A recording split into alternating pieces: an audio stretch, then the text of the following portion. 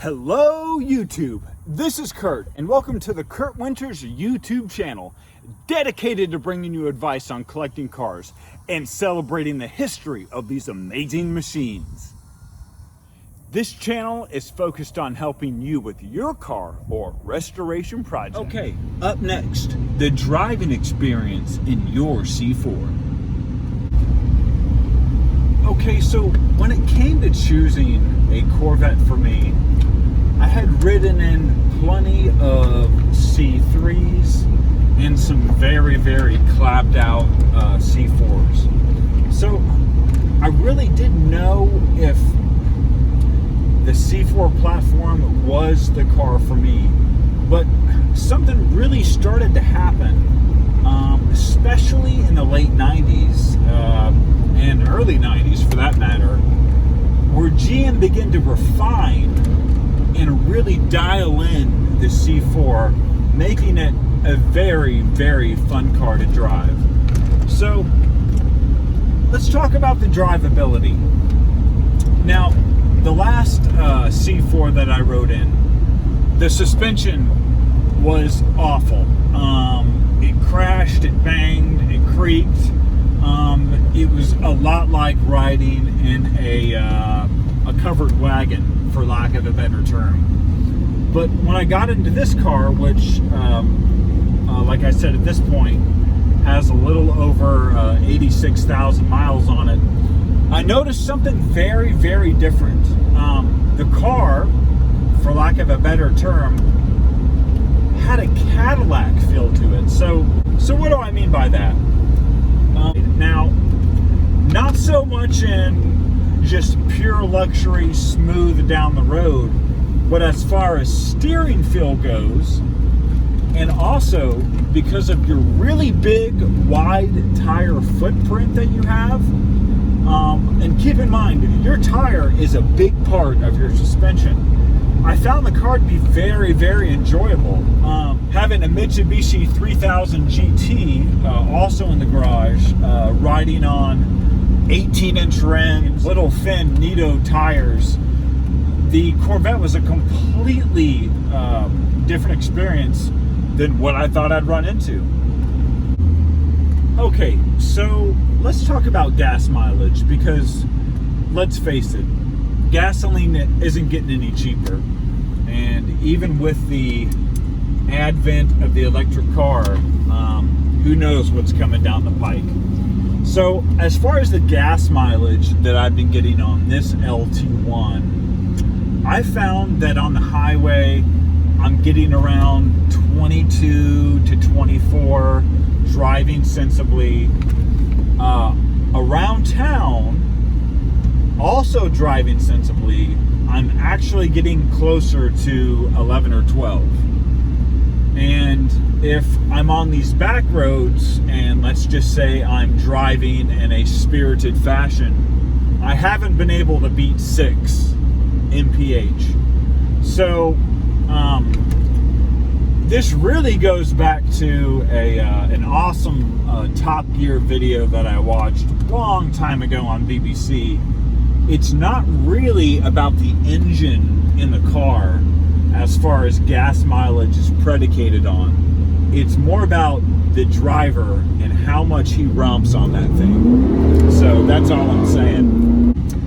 Okay, so this is a really important topic for me because as much as I love driving my cars fast, I also enjoy letting other people drive them and enjoy them. Whether that's my wife, my friends, my family, my mom, you name it, whoever.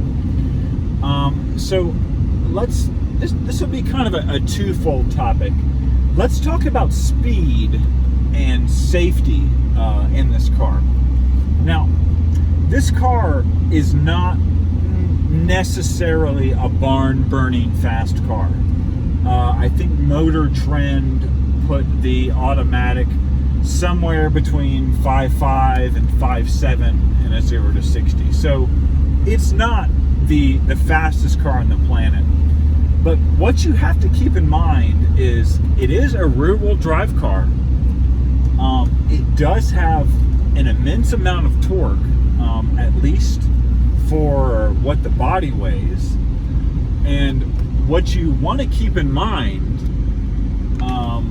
is that this may not be the best car for a first-time driver. So if you've got a son or a daughter at home and they're saying, hey, you know, I found this perfect project car, it's on Craigslist,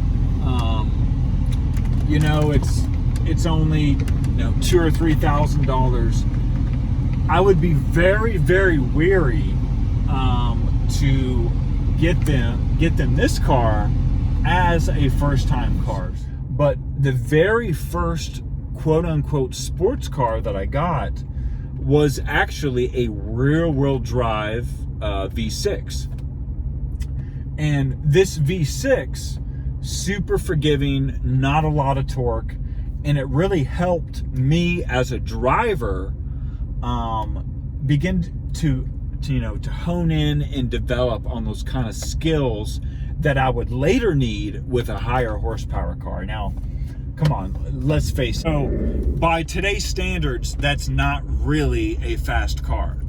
But when you are a 14, 15, 16, 17-year-old kid, trust me, 300 horsepower in a rear-wheel drive, especially if it's in the rain or if it has bad tires, or if they are just an inexperienced driver, or if they're like me and they like to show off, I wouldn't necessarily say that the C4 is the best entry-level car for your son or daughter. Nothing wrong with the car, but you do have to respect it and drive it sensibly.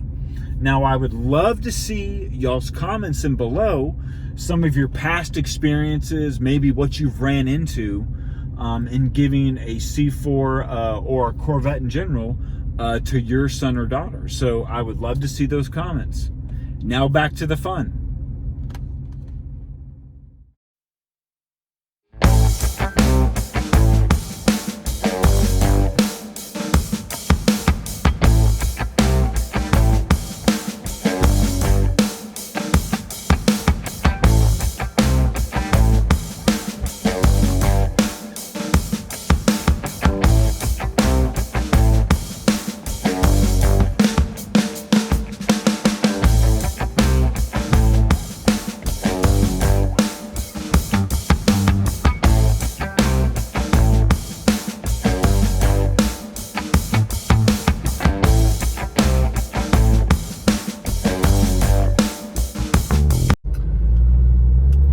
Okay, so coming up on the last point and what it is like to drive one, whether that's every day, whether that's for a weekend cruiser, maybe you bought a Corvette for your significant other. There is some things that you're gonna want to let them know before they start driving the C4 Corvette. And we're going to go ahead and start with this first one. I like to call it, I got friends in low places. I'm talking about this car is low. It is low, low, low shorty. So right now I am behind a mid-size SUV Terrain.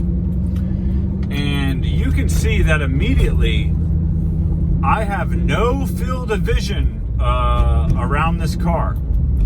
Now, when we're cruising these back roads, or let's say you're under 30 or 40, that may not necessarily be as big of a deal to a driver or even inexperienced or experienced. But what you're going to find out is when you get up on the highway and you're merging and you're trying to go around traffic and somebody cuts you off, you do not have the ability to see around traffic as you would do in most any modern day car today, whether it's a crossover and even a lot of sports cars. You can hear this road is super, super rough.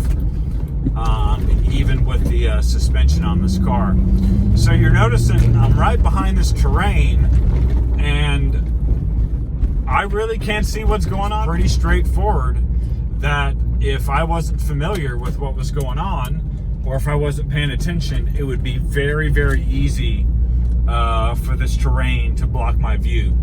So what we're gonna do is we're gonna go ahead and hop, I'm gonna hop into the terrain, and we will show you the view and just how much difference it is between a Corvette view and a view from a terrain. So hold on for us one moment, we'll be right back.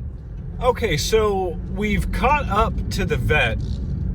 Okay, so here's the driving position, like I said, from a mid-size 2015 GMC Terrain. This is a front-wheel drive platform SUV. It's not jacked up. It's got its normal tires on it. But immediately, what you notice is you can see over the top of the C4 Corvette. And if you're an inexperienced driver, or if your eyesight's declining, or maybe you like to drive in an unsafe manner like text and Facebook, then I seriously doubt the Corvette is for you. The Corvette, although easy to drive and relatively forgiving, given you've given it its correct tires and the right amount of respect, the driving position is a huge deciding factor. So if you're in your C4 and you can't see around the Ford Fiesta in front of you, this is going to be a common theme in these cars. And once again, so we're on this back road, and I have no problem seeing around the Vette. I have no problem seeing what's coming around the corner. And I feel confident that if there's an obstacle or a danger in front of the Vette, I'm going to be able to see it much sooner than the Vette would be able to see it if it was from behind me. And what's really odd is I own a Nissan 300ZX, which actually the car is lower than the Corvette. But the issue with the Corvette is the seats are set so low down into the chassis, and you have so much hood that you've got to cover whenever you're trying to merge or park. You saw me trying to park it earlier. You've got so much more of that to cover than you simply do in an SUV. And remember, low and slow is the Vette's way to go.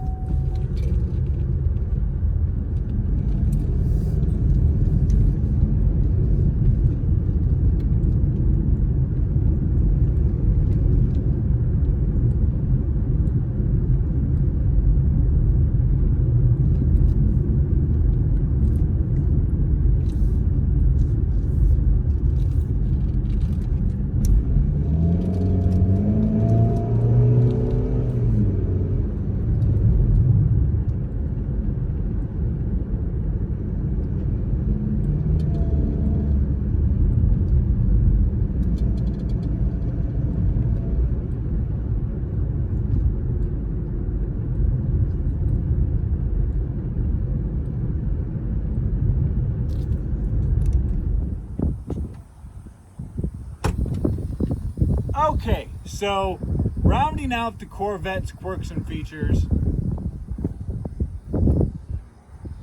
Try it again.